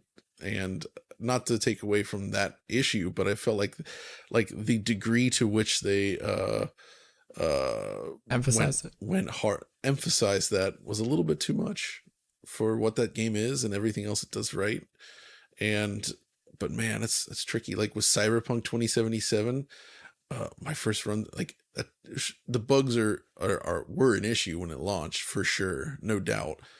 But I was able to play through it all the way to the end on PC with minimal problems. Like it was largely a polished enough feeling experience that I wouldn't say I had a good time with it nonetheless. But if I had run into frustrating bugs, maybe I'd feel different. Depends on the nature of how frustrating they are, I guess, as well. But in terms of performance stuff absolutely should have an impact, I think, because that's not something that you may or may not miss. It's something you will have no matter what if the game launches in that state, and it can affect just the playability and experience of playing through the game in a very negative way. I think loading times as well can be something, if done really badly, that can absolutely destroy the experience. Right. But I mean, the topic is tricky though, because everybody has a different tolerance for this stuff, and people look back fondly and stuff like GoldenEye today, right? People had fun with that, but it runs like garbage. Mm-hmm. I mean, multiplayer, it's like single digits sometimes, and yet people still had fun. And so, do you think maybe that was Stockholm syndrome on Nintendo 64? Maybe it was. I think what we're doing is for performance stuff is like pointing this stuff out and letting people know about it, but not necessarily like putting out like a review score, so to speak. Right. No, it's like, here's the thing here's how this runs. Here's what you can expect. Maybe you enjoy it. Maybe you won't. You should know for yourself whether those are a problem for you. I mean, I've played some games this year that run like absolute garbage, but I still enjoyed them a lot. Despite that, I'm annoyed at the performance problems, but it didn't completely rob my enjoyment from them. I think it's worth noting that that's a problem. Mm-hmm. And then just going from there. So I don't know. It's a weird topic. I'm waffling a lot. What do you think, Alex? I'm like I said earlier, I'm a little bit more blunt. I cannot play a game that stutters. I literally just can't. It like makes it is like a visual acuity thing for me. Like if I see a movie that I'm watching is stuttering, I'll like literally just stop the movie and just put it down. I agree with you for stuttering, but yeah, stuttering is hard for me. Yeah, like gradual triple buffer drops in performance, unless they're so consistent and like they get in the way of like character control, visual control. But stutters for me is like the absolute no-go. A game that's stuttering, I'm going to say is unplayable on PC. Like I say, usually in the video, I say like, this is unplayable to me. But then I let you decide whether you agree with me. So I don't really know what to say about this. It's all going to depend on how much it impacts the quality of your experience. I'd say if you're losing hours of progress in Baldur's Gate 3, bad. that's bad, right? That is very Probably bad. should be at least highlighted in the review, if not have some sort of impact on the score. But it is tricky. Very, very tricky to actually factor that in. But, good QA has certainly been an issue this year. Tech QA for sure. There's a lot of stuff that's being launched that just doesn't work as it should. And it's just surprising, that stuff that we see with our own eyes quite easily isn't being fixed during development. But maybe it is just, indicative of the sheer size and scale of projects these days. I don't know. It's certainly a tricky one. But, I think looking at the Eurogamer Slack, they started talking about the DLC for Pokemon. Yeah. And the performance being so bad in that. That is problematic because it's something that we highlighted, like, not just us highlighted, but highlighted when the actual initial game launched, and it still isn't fixed. Despite, I believe Nintendo was saying that there would be some efforts made on that. Yeah, that gets to unacceptable territory. Yeah. For sure. All I can really say at this point is I'm glad we don't give scores, but we definitely highlight the stuff that is annoying and frustrating to us, especially from a technical perspective when it comes to reviews. I guess, some people could just power through and not be concerned about it. And that brings us to the whole runs fine on my PC meme, which basically transformed into runs fine on my Switch in the wake of the Arkham Knight debacle. Right. Oh gosh, that's right. There were people actually talking about that, saying it was fine for me. What are you talking about, Oliver? gosh. Stop lying. Yeah, stop fabricating evidence. Yeah. Crazy stuff. Oh my god. Let's move on to the next question. This one from Docs360 with the O as a 0.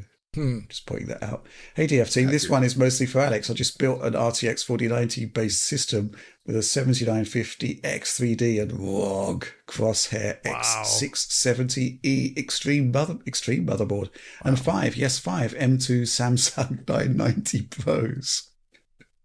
Wow. It means my GPU runs Gen 4 X8 mode on the PCIe slot, unless I remove one or two M.2 drives to get X16. Is there any actual benefit to doing that, or am I leaving free performance on the table for extra storage I'll never really need? Thanks all! Exclamation point. I would say with Gen 4, I don't know if there's saturation yet of Gen 4 with a 4090. And it could be very game specific. Like it could be like one scene in one game where you start seeing these things. I don't think it's gonna be a big issue, but I also think you did go a little overboard there with the amount of M2 drives. Just I don't know what you're doing. 990 Pros, no less. Yeah. Like I don't know what you're doing. Maybe you have a 7950X, so I'm presuming you're doing some sort of prosumer stuff on your PC there. You're using it slightly as a workstation. That's what it sounds like if you have a 7950X 3D. But yeah, I don't think you're going to notice a big issue in any games really. But also, why not do a little bit of back and forth benchmarking in the games you play the most? And then you'll figure it out. I think maybe in the long run, after the 4090, if you ever upgrade your rig in the future and use the same motherboard, maybe then you should consider doing it, because future GPUs are going to have more PCIe bandwidth. They're going to use more of it to get up to those higher resolutions and push more data over it. So, but right now, I don't think it's a big deal. Rich? I guess the question is, how often are you running your RTX 4090 at fully maxed out? Right. Because in my experience, when I'm gaming on a 4090, I'm putting a frame rate limit on for consistency. My screen has got a 120 hertz limit anyway. Often the 4090 isn't being fully maxed out. That's not to say that, I should be using a lesser GPU, because, basically it's what the 4090 is doing is delivering complete consistency in performance for most of the time, right? Mm-hmm. So I think you're probably going to be okay on the X8 mode, probably, depending on how you're using your 4090. Yeah. as I guess the thing that sort of gives it away at the end is extra storage I'll never really need. Right, which is, if your slots are sitting there dormant anyway, then maybe you should be considering more bandwidth for the GPU. Yeah, right. But I love it. That's just awesome. Yeah, awesome system. Let's move on to the next question. And this question is from Aaron. DF has often noted some of the shortcomings of Windows in the portable / handheld form factor, and I'm curious why we still don't have other handheld devices from Aioneo, Asus, Lenovo, etc. running SteamOS. Wasn't that Valve's original plan when they announced the Steam Deck? What do you think is holding them back? Thanks! ! I'll try and quickly answer this one. You can actually get builds of Linux which have got all of the SteamOS features in, which you can put on your Windows devices, but we haven't yet got that, a fully validated Valve SteamOS image that you can install on a Windows device. And I actually spoke to them about this during the Steam OLED presentation, and I said, well, in the past you said you were going to support these handhelds. It hasn't really happened yet. What's going on? Valve is committed to it happening. They're saying it's going to happen, and if that's the case, then happy days. I'm just wondering how much of a difference it's actually going to make. Now, in terms of having, a proper interface, that's really, really important. A proper handheld interface for portable gaming. There's nothing as good as SteamOS at the moment. I'm just curious if all of the other stuff, like the frame rate limiters, the enhanced efficiency, the supremely superior battery life that you're getting from Steam Deck will actually transition across to these Windows devices, or whether the silicon is just designed for different use cases. If you're looking at like that Ryzen chip, the 7840U, primarily it was designed by AMD for laptops, right? 28 watts, that kind of thing.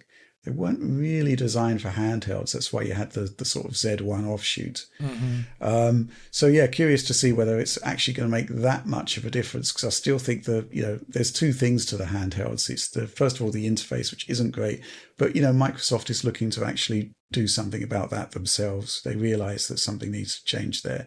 And then there's the whole efficiency thing, which is a completely different ballpark there.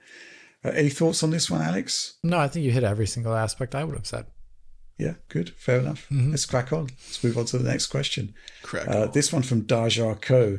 Oh, wow. Seems like AMD have just released all of the source code for their implementations of FSR3 in Unreal Engine 5 and DX12.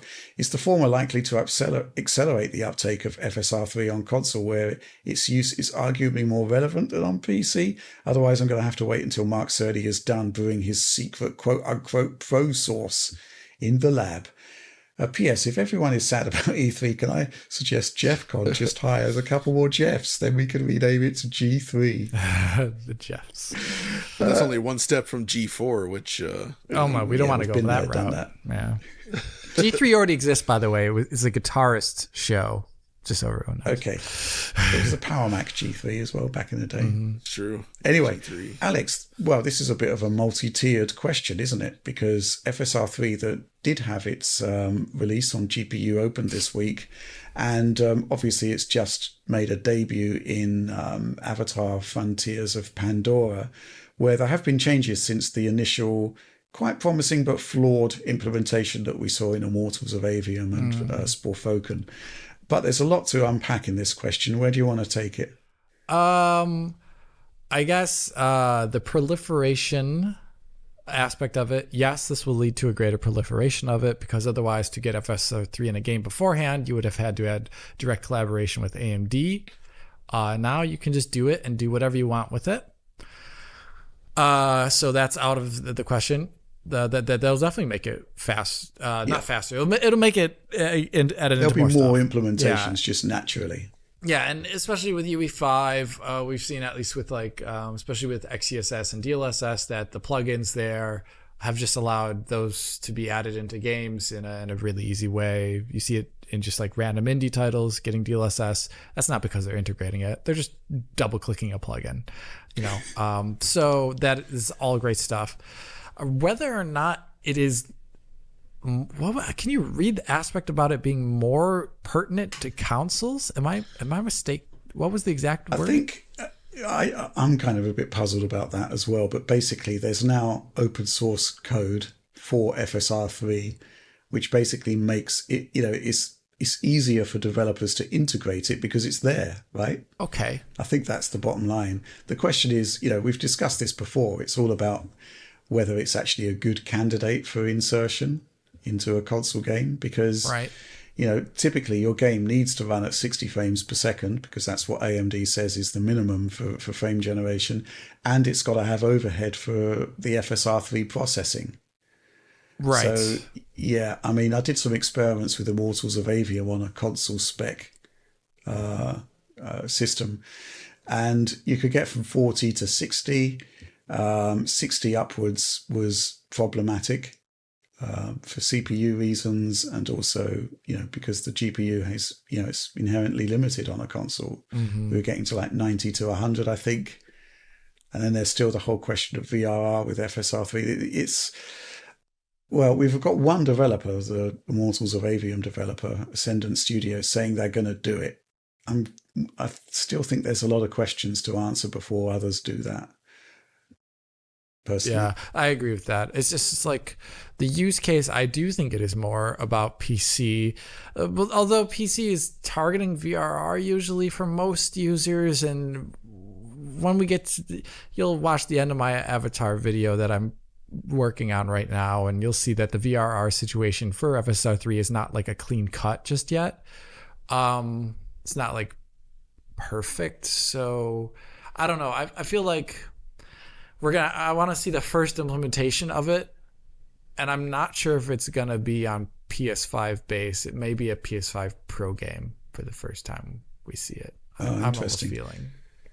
So you think the extra horsepower there could be used to use maybe the PS5 to allow base spec? Yeah, it's because get that performance uplift to make FSR3 doable. Yeah, like the CPU performance, so that you're not so variable on that side to getting up to a positive like 120.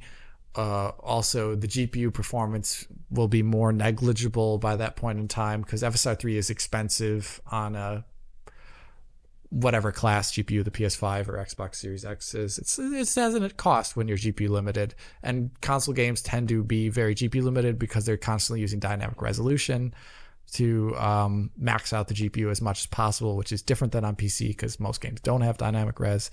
It's just a very different situation altogether.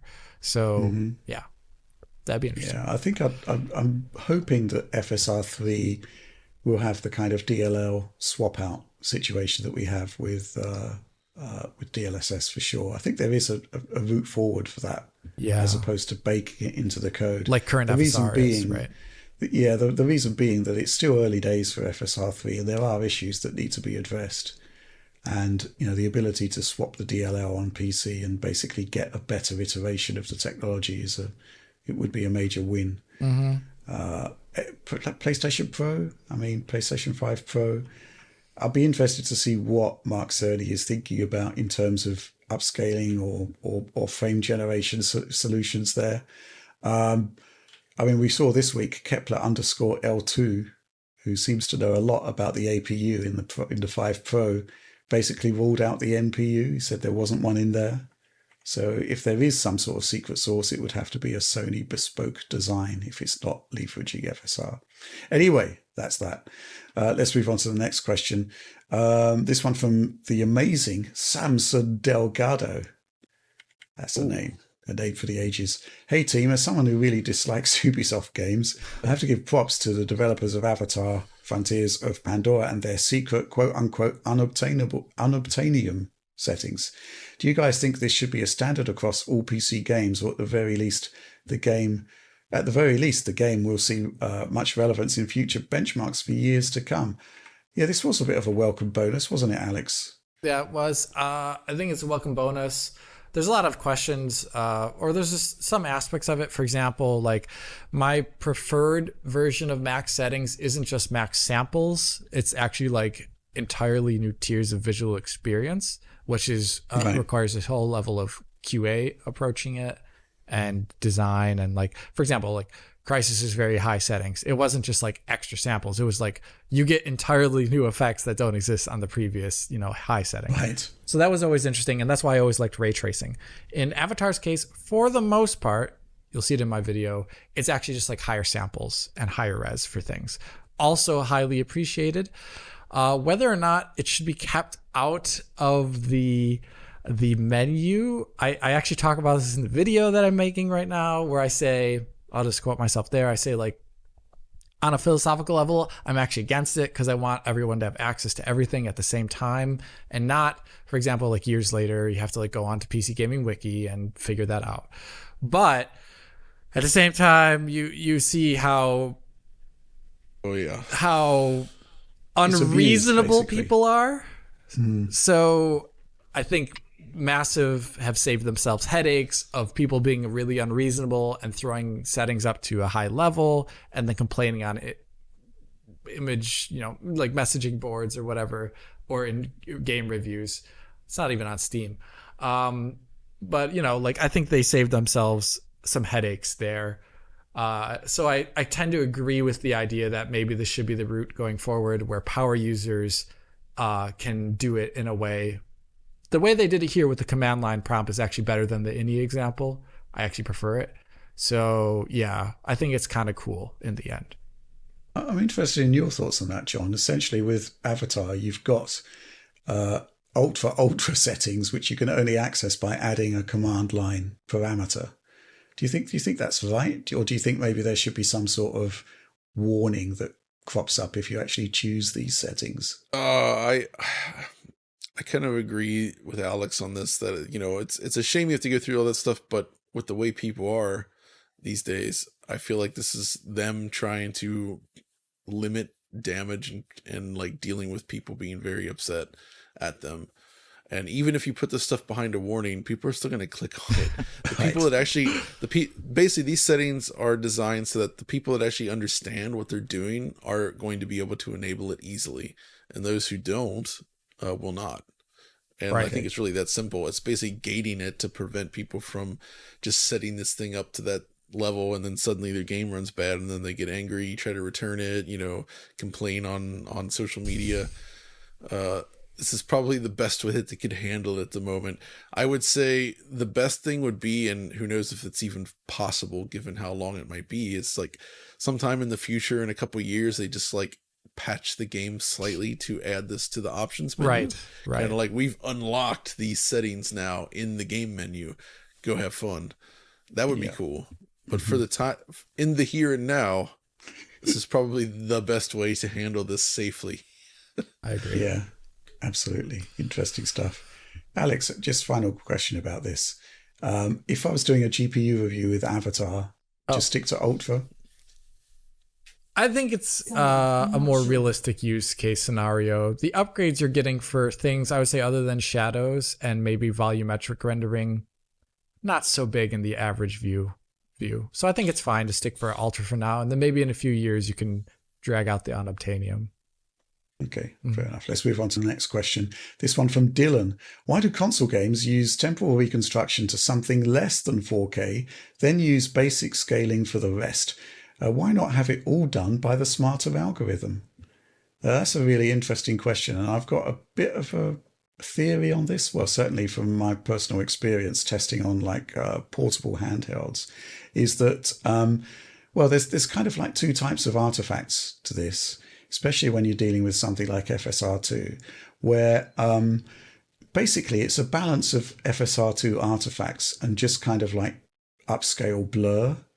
I actually found in some scenarios it's better to, instead of targeting a 1080p output, target a 900p output with FSR2 for a 1080p screen on one of these handhelds, simply because, well, the FSR2 artifacts can become more distracting than the upscale blur going from 900 to 1080p. But there's other scenarios where you might want to do that because the upscale from 900 to 1080 will be essentially free, right? Whereas the higher the output resolution is with FSR2 and DLSS, all of these upscalers, the bigger the hit to GPU resources. So that's kind of why I think it's done. I think. I don't know if you've got anything you want to add to that, Alex. I think that's exactly why it's done. It's why you don't see Dead Space remake on consoles in its 60 FPS mode doing 4K 60 FSR2. It does 1440p FSR2. Probably because the frame time cost is just higher for a lot of things. Yeah, and it's also the case that, as I've noticed, that it used to be the case with like TAAU that it would just be, the difference between output resolutions would just be a certain degree of blur. But, the lower you go down the resolution chain with FSR2, the more distracting and obtrusive some of the artifacting can be. And it's not especially attractive. And having the option to basically balance between blur and artifacts actually has some value. Any thoughts on this one, John? Not really necessarily. I mean, I don't love where we're at with image quality these days. I feel like all this like temporal reconstruction stuff, it feels like it's being abused a little bit too much. On the console side? On the console side specifically. Like it feels like in a way, when we had things like checkerboard rendering, things were slightly better because there you kind of had to hit like a minimum type of pixel count to use it effectively. Where here it feels like they're just like, well, we just put the knob down a little bit more, and it just goes too far. And I think the visual artifacts are sometimes not worth it. So for 60 FPS, I would say. I'd say the 30 FPS modes in most games are pretty all right. Are fine, they're fine. But for 60 FPS low res FSR2 especially is like it's not that good. Yeah, it's been getting a bit gnarly in some instances, for sure. Okay, well, let's move on to the final question. This one from Alan. Hi, DF team. What gaming-related gift would you like to find under your Christmas tree from Santa? Money, no object. It's from Santa. John? Well, I wouldn't mind a G3 OLED for my main TV back there. I could also go for the Steam Deck OLED. I wouldn't mind finding that under the tree. Fair enough. Alex, thoughts on this one? It's probably the Voodoo 5-6000. I've pined. I've pined for that. I don't think it's worth it. But I would love to play older Glide games on native hardware with SSAA, for example. You want that T buffer. I want that T buffer too in the like 3 games that support it. I think one of them's Quake 3 Arena. I honestly don't remember what the other titles are. But there's things I've never seen in my life. I've never seen Glide SSAA in real life. That's pretty cool. And I'd like to see the T buffer in action. Okay. That's pretty hardcore stuff. That is cool. Yeah. Well, I've been trying to source you Christmas gifts. I know, and basically my source has been Facebook Marketplace. So, Alex, you talked a while back on the Direct about wanting to experience first generation Intel Core with 6 processor cores. That Core i9, was it i9 or i7? 990X. I think it was maybe still an i7. They didn't have the i9 yet. They didn't have i9 yet. It was i7 with 6 cores, 12 threads. I have located an i90X for you with the complete board. And John, you were quite happy to get the Naomi 1 board. Yes, that's freaking cool. There's I'm making progress on my setups for that. I still need to work on the power supply side. Oh yeah, but yeah, I've been mulling this question from this morning since I saw Alan post it. I don't need anything. I'm quite happy. I'm a complete nightmare to buy presents for. I'm just happy. I've got everything I want. That's all right. Yeah. You don't even want a Cybertruck? You don't want one of those Cybertruck. I mean, I would quite like to have the computer from the Tesla Model X, the one that enables you to play Steam games. I don't want the Model S, just the computer would be fine. It's the computer. Someone at Tesla wants to sort us out because I really want to see what it's actually do. It's like another AMD APU, which we don't know much about. Yeah, to actually run it through the test, that'd be funny. That would be funny. But that's it. That's basically all I can really think of as a Christmas gift. Fair enough. All right. Good. But that's it. That's the end of the show. If you enjoyed it, please do like, subscribe, share, ring the bell for notionally instant notifications. Actually, I had a question from Leftist Hominid saying, what's the situation with my notifications from Random Gaming in HD? And literally, as soon as I read that question, I got a notification from Random Gaming in HD. It's gaming on the AMD FX 6100. Can you still game with it? Oh my gosh. I don't know. That CPU is pretty awful. Your phone is listening to you. Wow. Yeah. My phone awesome. is listening to Leftist Hominid for sure, and I'll be checking that video out later. But yeah, all of the usual stuff. DF supporter program. Join us, become part of our amazing community, and store digitalboundary.net for new merch, including this very t-shirt. But that's all from us for this week. I think we got one more full-blooded direct before the year is out, and I guess we'll see you there. I'll reveal some survey results on Name That Game. Of course, yeah. And actually, Alan from the DF supporter program has done a Game of the Year That's true. Patreon poll, which we should be sharing the results from. That's right. But that's all from us for this week. Thanks for watching. MSI's MPG Infinite X2 PC features powerful Intel Core processors, the latest RTX 40 series graphics, and supports DDR5 memory up to 128GB, with advanced CPU cooling via MSI's own 240mm all-in-one cooler and system thermals handled by the Silent Storm Cooling 2 solution. Every major component in the system is upgradable with a toolless design for easy access. A tempered side panel and MSI Mystic Light RGB adds to the aesthetic, and the latest Wi-Fi 6E networking is supported. Check the link in the video description for full details on the MSI MPG Infinite X2, the all-new MSI gaming desktop.